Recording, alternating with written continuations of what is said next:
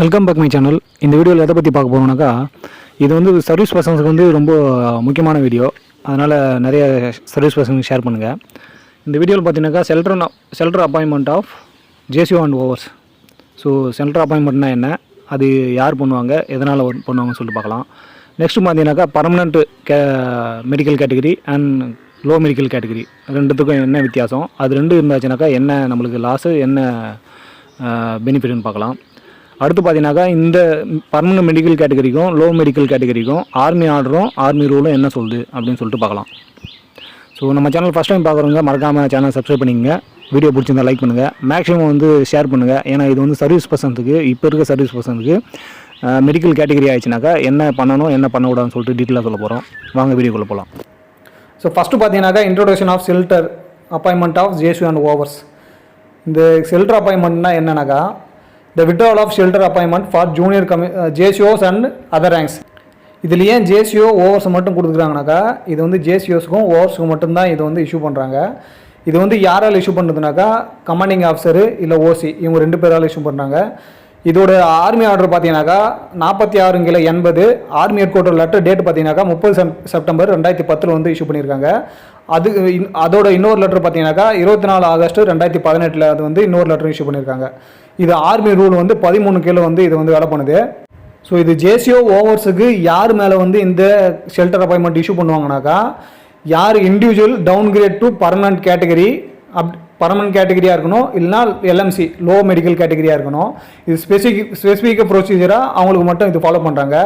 இந்த ஆர்டிகளோட எய்ம் பார்த்தீங்கன்னாக்கா, ஸ்டெப் பை ஸ்டெப்பாக ப்ரொசீஜர் பண்ணி withdrawing shelter appointment and relevant guidelines பிரகாரம் இது வந்து அப்ளை பண்ணுவாங்க. இதெல்லாம் பண்ணுறதுக்கு முன்னாடி ஃபஸ்ட்டு வந்து சிஓ என்ன பண்ணுவார்னாக்கா, யார் எந்த இண்டிவிஜுவல் வந்து டவுன் கிரேட் ஆகிட்டு இருக்கிறாரு மெடிக்கல் கேட்டகரியில், அவருக்கு வந்து பார்த்தீங்கன்னாக்கா ஃபஸ்ட்டு இண்டிவிஜுவலை வந்து ஒரு ஷோகேஸ் நோட்டீஸ் வந்து இஷ்யூ பண்ணுவார். அந்த ஷோகேஸ் நோட்டீஸ் இஷ்யூ பண்ண பிறகு அந்த இண்டிவிஜுவல் வந்து கமாண்டிங் ஆஃபீஸருக்கோ யார் வந்து அந்த ஆஃபீஸர் இவருக்கு வந்து லெட்டர் இஷ்யூ பண்ணியிருக்காரோ அவருக்கு வந்து ரிப்ளை கொடுக்கணும். அந்த ரிப்ளை வந்து பார்த்தீங்கன்னாக்கா, அந்த இண்டிவிஜுவல் வந்து நான் சர்வீஸ் பண்ணுறேன் கண்டினியூவாக, அப்படி இல்லை நான் இங்கேயே முடிச்சுக்கிறேன் அப்படின்னு சொல்லிட்டு எதனா ஒரு ரிப்ளையை வந்து யார் வந்து அந்த ஷோகேஸ் நோட்டீஸ் இஷ்யூ பண்ணாரோ அவருக்கு வந்து ரிப்ளை கொடுக்கணும் இண்டிவிஜுவல் வந்து. ஸோ அந்த இண்டிவிஜுவலோட ரிப்ளை வந்து சிஓ கிட்ட வந்து கிடைச்ச பிறகு அவர் வந்து பலவித கோணங்களில் வந்து அவர் வந்து ஆலோசனை பண்ணிவிட்டு, அவர் வந்து மென்பவர் யூனிட்டோட மென்பவர் எப்படி இருக்குது, எல்எம்சியோட மென்பவர் எப்படி இருக்குது, அந்த இண்டிவிஜுவலோட கெப்பாசிட்டி என்ன, அவர் வந்து எப்படி வேலை பண்ணுவார், அவர்கிட்ட என்னென்ன காபிலத்தெல்லாம் இருக்குது, அவர்கிட்ட எக்ஸ்ட்ரா ஸ்கில்ஸ் எல்லாம் என்ன இருக்குன்னு சொல்லிட்டு அதை பார்த்துட்டு வேறு எதுனா ஆல்டர்னேட்டிவ் அப்பாயின்மெண்ட்டில் அவரை வச்சு வேலை பண்ண முடியுமா, அதனால் யூனிட்டுக்கோ இல்லை ஆர்மிக்கோ அவரால் ஒரு நல்ல வேலையை பண்ணி கொடுக்க முடியுமான்னு சொல்லிட்டு யோசிச்சு, ஸோ அந்த மாதிரி யோசித்த பிறகு சிஓ வந்து அவர்கிட்ட இண்டிவிஜுவல்கிட்ட பேசிவிட்டு அவர் வந்து இனிமேல் கண்டினியூவாக வேலை பண்ணுவார், இல்லை இங்கேருந்தே விட்ரா பண்ணிடுவார்னு சொல்லிட்டு ஒரு லெட்டர் ஒன்று எழுதி அது வந்து ரெக்கார்ட் ஆஃபீஸுக்கு வந்து ஃபார்வேர்டு பண்ணுவார். அந்த லெட்டர் ஃபார்வேர்டு பண்ண பிறகு அவர் வந்து கிராண்ட் பண்ணியிருந்தாருனாக்கா அவர் வந்து கண்டினியூவாக சர்வீஸில் இருக்கலாம். இன்கேஸ் அவர் வந்து விட்ரால் பண்ணியிருக்காருனாக்கா அந்த அக்கார்டிங்லி அந்த ஆர்மி ரூல் 13 பிரகாரம் அந்த விட்ரால் டைம் பார்த்தீங்கன்னாக்கா 6 மாதத்துக்குள்ளே அவர் வந்து டிஸ்சார்ஜ் ஆகிட்டு அவுட் ஆகிடுவார். அந்த இண்டிவிஜுவல் அவர் வந்து கிராண்ட் பண்ணியிருந்தாருனாக்கா கண்டினியூவாக சர்வீஸில் இருப்பார். விட்ரான்னு மென்ஷன் பண்ணிவிட்டு ரெக்கார்டு காமிச்சிருந்தாக்கா 6 மாதத்துக்குள்ளே அவர் வந்து டிஸ்சார்ஜ் எழுதி கொடுத்துட்டு அவுட் ஆகிடுவார் ஆர்மி ரூல் 13 பிரகாரம். ஸோ அவர் வந்து அந்த ஷெல்டர் பீரியடில் வந்து விட்ரான்னு சொல்லிட்டு மென்ஷன் பண்ணி அனுப்பிச்சாச்சுனாக்கா அவர் வந்து பீரியடு வந்து எல்எம்சி அவர் வந்து எல்எம்சியாக இருந்தாச்சுனாக்கா அவர் வந்து எக்ஸ்டென்ஷன் பண்ண முடியாது சர்வீஸ் ஆஃப் பீரியடை. ஏன்னா டிஜிஎம்எஸ் 5A லெட்டர் பிரகாரம் டேட்டு 2 நவம்பர் 2017 மென்ஷன் பண்ண பிரகாரம் அவர் வந்து 6 மாதத்துக்குள்ளே ரிலீஸ் ஆகிட்டு டிஸ்சார்ஜ் வந்திருக்கணும் அப்படின்னு சொல்லிட்டு இந்த லெட்டரில் மென்ஷன் பண்ணியிருக்காங்க. இன்கேஸ் அவர் வந்து கமாண்டிங் ஆஃபீஸர் டிசைட் பண்ணி விட்ரால் கேஸ்ன்னு சொல்லிட்டு ஷெல்டர் அப்பாயின்மெண்ட் இஷ்யூ பண்ணியாச்சுனாக்கா அவர் வந்து உடனே என்ன பண்ணாக்கா பக்கத்தில் இருக்க எம்ஹெச்ஓ மிலிட்ரி ஹாஸ்பிட்டலில் போயிட்டு மெடிக்கல் கேட்டகரிக்கு ரெக்வஸ்ட் பண்ணி அவர் வந்து ஆர்எம்பி பண்ணணும். இது வந்து யாருக்கு வந்து அப்ளிகேபிள்னு பார்த்தீங்கன்னாக்கா, கிட்டத்தட்ட 1 வருஷம் வந்து அவர் பர்மனெண்ட் கேட்டகரியாக இருந்திருக்கணும். அவருக்கு மட்டும்தான். டெம்பரரி கேட்டகரியாக இருந்தாக்கா இந்த ஷெல்டர் அப்பாயின்மெண்ட்டு ஆர்டர் வந்து இஷ்யூ பண்ண முடியாது. நான் மறுபடியும் சொல்கிறேன், இது வந்து பார்த்தீங்கன்னாக்கா ஒன்லி பர்மனெண்ட் கேட்டகரி மட்டும்தான். நீங்கள் டெம்பரரி மெடிக்கல் கேட்டகரியாக இருந்தாக்கா நாட் எக்ஸ்டென்ஷன் பீரியட் இது வந்து கிடையாது. இதில் வந்து ஒரு சில கேட்டகரி எல்எம்சி பர்சனாக இருந்தால் மட்டும் அவங்க வந்து டைம் பீரியட் வந்து எக்ஸ்டென்ஷன் பண்ண முடியும். அந்த 6 மாதத்துக்குள்ளே இல்லாமல் இன்னும் கொஞ்சம் நாள் எக்ஸ்ட்ரா பண்ண முடியும். ஸோ இந்த கீழே கொடுத்துருக்க 3 கேட்டகரி மட்டும் அவங்க வந்து பீரியட் வந்து எக்ஸ்டென்ஷன் பண்ண முடியும்.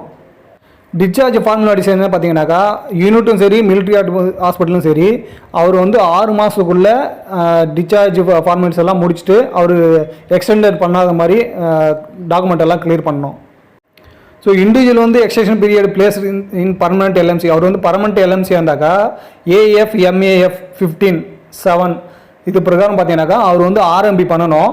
ஒரு டைம் இந்த வந்து RMB ரிலீஸ் ஆர்டர் வந்து இஷ்யூ பண்ணியாச்சுனாக்கா நெக்ஸ்ட் வந்து அவர் வந்து ஷேப் 1 அப்கிரேடு பண்ண முடியாது.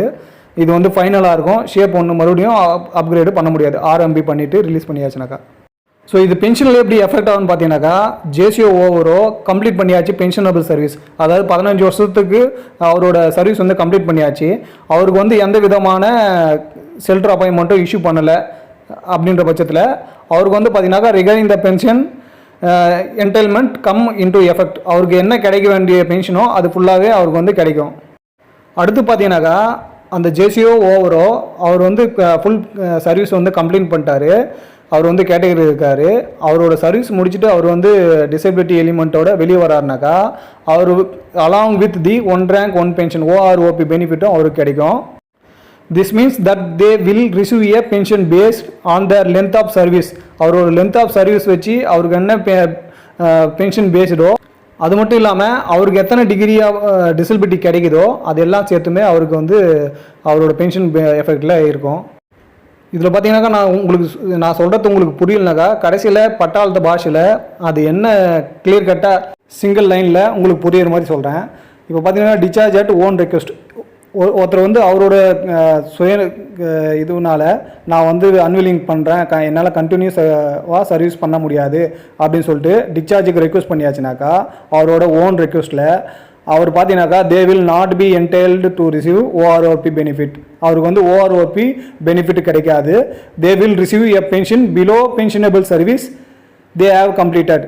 அவர் வந்து பார்த்தீங்கன்னாக்கா பென்ஷனும் கிடைக்காது. எப்படின்னாக்கா அவர் வந்து அந்த பென்ஷனபிள் சர்வீஸ் குறைஞ்சபட்சம் 15 வருஷம் சர்வீஸ் பண்ணியிருக்கோம்னாக்கா அந்த 15 வருஷம் சர்வீஸ் பண்ணியிருந்தாக்கா அவருக்கு பென்ஷன் மட்டும் கிடைக்கும். ஆனால் OROP பெனிஃபிட் வந்து அவருக்கு கிடைக்காது டிஸ்சார்ஜ் அட் ஓன் ரெக்வெஸ்ட்டில்.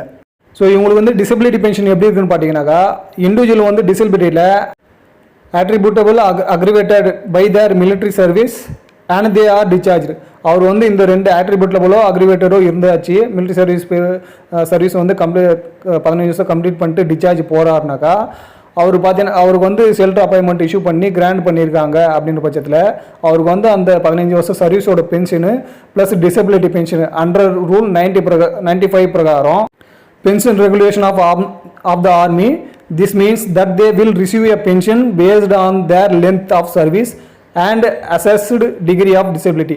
அவர் லென்த் ஆஃப் சர்வீஸை வச்சு பென்ஷனும் கிடைக்கும், அதே போல் அவருக்கு எத்தனை % டிசபிலிட்டி கிடைச்சிருக்கோ அந்த டிசபிலிட்டி பென்ஷனும் கிடைக்கணும்னு சொல்லிட்டு இருக்காங்க. So discharge at own request பார்த்தீங்கன்னாக்கா இந்த event that the individual is unwilling, அவர் வந்து 15 வருஷம் சர்வீஸ் முடியறதுக்கு முன்னாடியே அவர் வந்து டிஸ்சார்ஜ் கொடுத்துட்டாரு. அதுவும் பார்த்தீங்கன்னாக்கா இண்டிவிஜுவல் அன்வில்லிங்கு சர்வீஸ் பண்ணுறதுக்கு.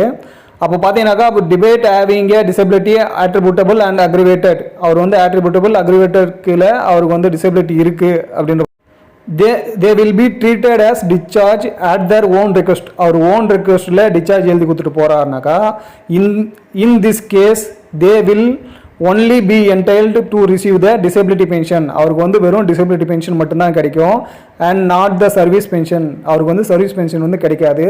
ஏன்னு பார்த்தீங்கன்னாக்கா அவர் வந்து 15 வருஷம் சர்வீஸை கம்ப்ளீட் பண்ணலை.